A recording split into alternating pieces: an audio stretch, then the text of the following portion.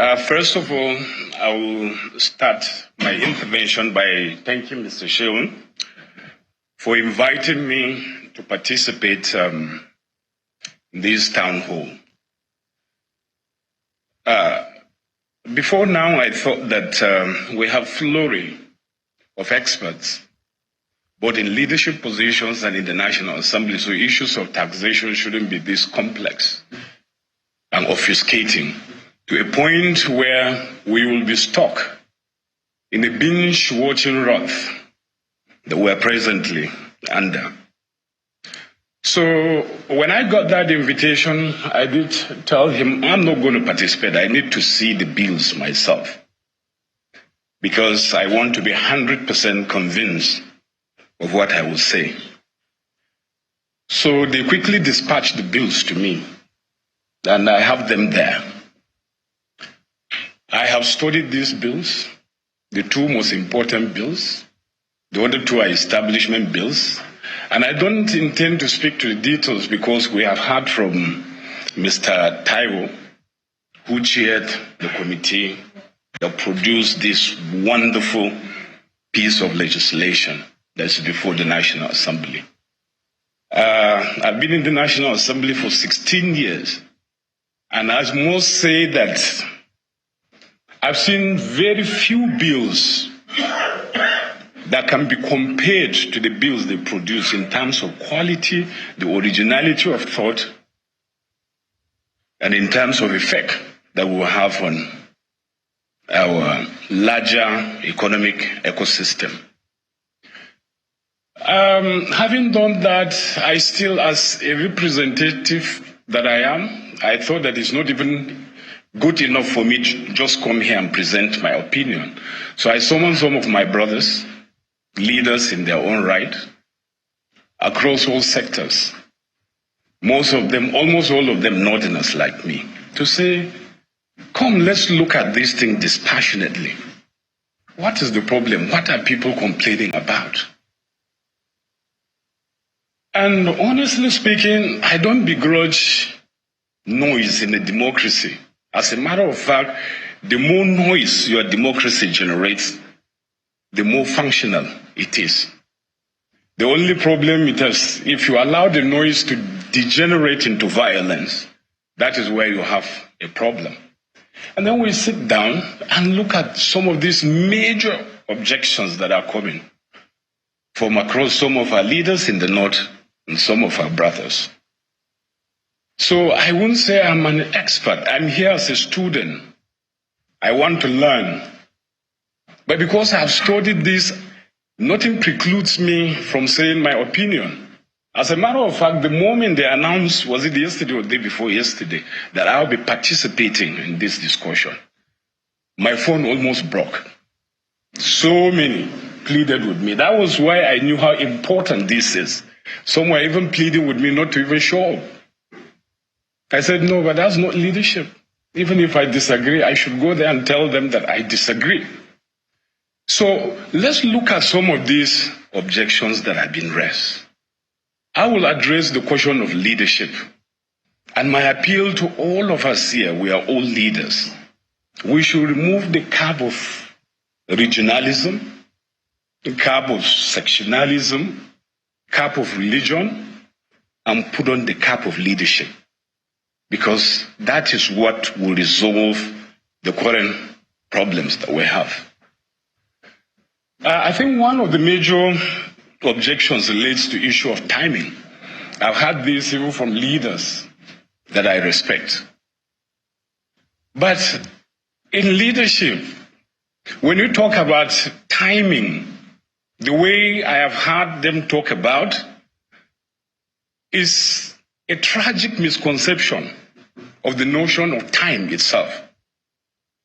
Because there's nothing like future, there's nothing like the past. All we have is now, now, now. It is what you're doing now that will become your past. It is what you're doing now that will affect your future. It was Dr. King who told us that time is neutral. And without creative use of time, time itself becomes an ally of the primitive forces of social stagnation. So the answer he gave was to say that the time is always ripe to do right. So the question before us as leaders is not to look at what the president is doing, what our leader here, Taiwan's committee, have produced. I don't even care if it was part of the president's agenda. All I am bothered with as a leader is it the right thing? Then if we come to the conclusion that it is the right thing for us to do, then the time to do it is now, not tomorrow. So I will resolve that issue the way I have resolved it. Secondly, I've heard about insufficient consultation. I've heard even legislators speaking as if they are spokesperson for some governors' forum or some others, instead of looking at what is right and providing solutions. Now, I don't know, he didn't address some of these issues, but I believe in the course of our interface, he will address them, whether there was enough consultation with the governors. But I want to say this, at the state level, how many people do governors consult when they are making laws? I'm not challenging them.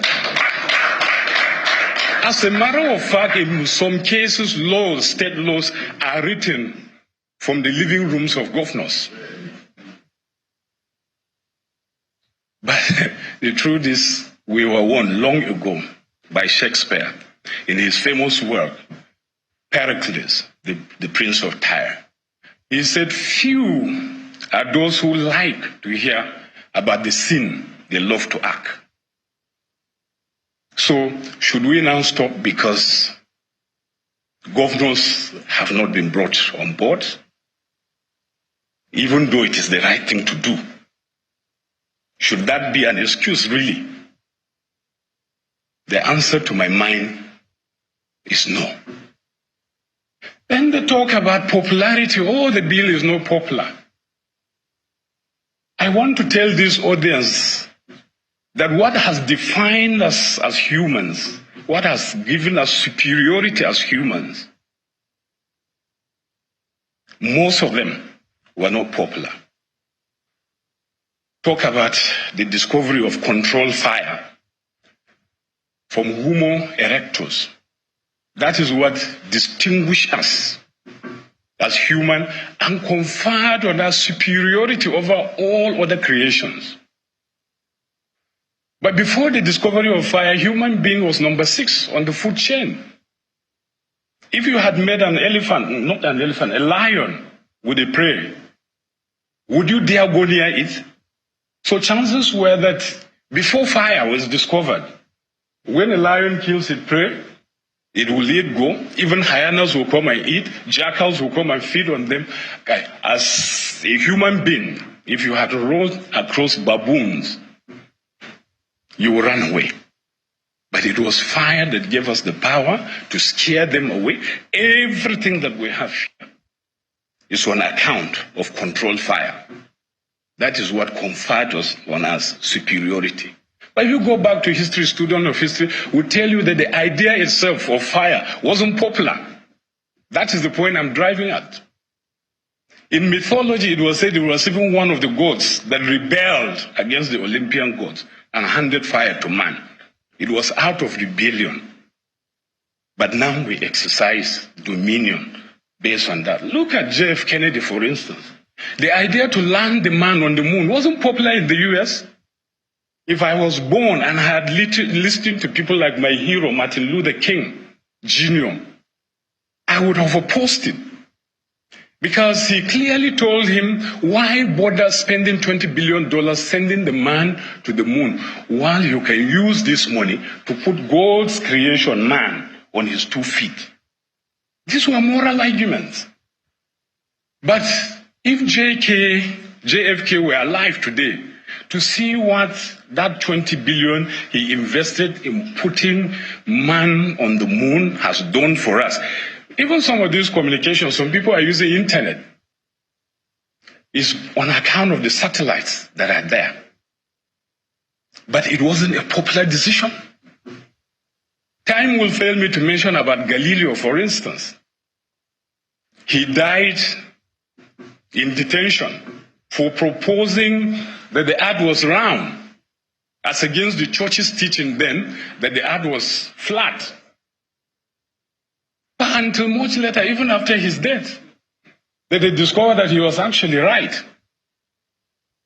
So leaders that will make impact bother about doing what is right. If it is popular, excellent. If it is not popular, just do what is right. I move to the third objection. They have spoken about increment in VAT. I believe we will be challenged about that. Well, I don't want to say that Taiwo is perfect. I don't want to say that the president who has transmitted this bill to the National Assembly is perfect. Because perfection is an attribute of God. And no human being was ever built to receive worship. Once you begin to ascribe perfection to a human being, you are setting him up for destruction. So I agree that as lofty as the ideals are, as wonderful as the provisions of these bills are, the way he has illuminated them here, there may still be problems.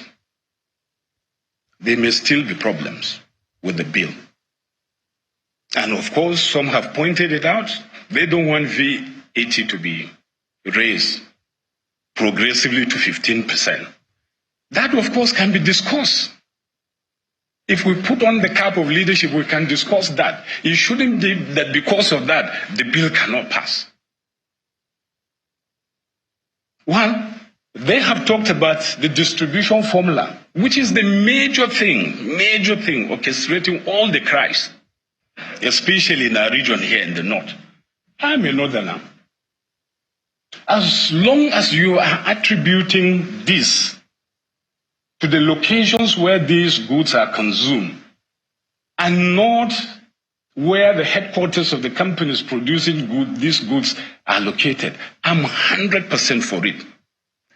You know why? Because whether we like it or not, the discussion about economic justice will not end today. So we as Northerners, we should better embrace this opportunity to create wealth, to build our people so that we can generate wealth and ensure prosperity for our people. I know that it is difficult, but it was what John Huntsman Sr. reminded us, that humans have seldom created anything of lasting value if they were not tired or hurting. So if this will get us tired as Northerners to begin to do something else and not look up onto government, if this thing can get us hurting to begin to look inwards so that we can generate wealth. After all, our fathers did it. The granite pyramids, the cotton ginneries, the multiplicity of cows, herds of cows that we have. All right. At a point, federal government was even borrowing money from northern region. Why can't we repeat this? And lastly, there are so many other issues. So they have said, okay, the word derivation is not defined in the Act. I said, okay, if that's the case, you have a legitimate argument. Let's define it. But it shouldn't stop work on these bills before the National Assembly. And lastly, I want to talk to my brothers in the North. I don't think this is the time for us to begin to condemn the president and to begin to say that on account of these bills, he's anti-North. Because I want to remind us that the president has done something that is significant.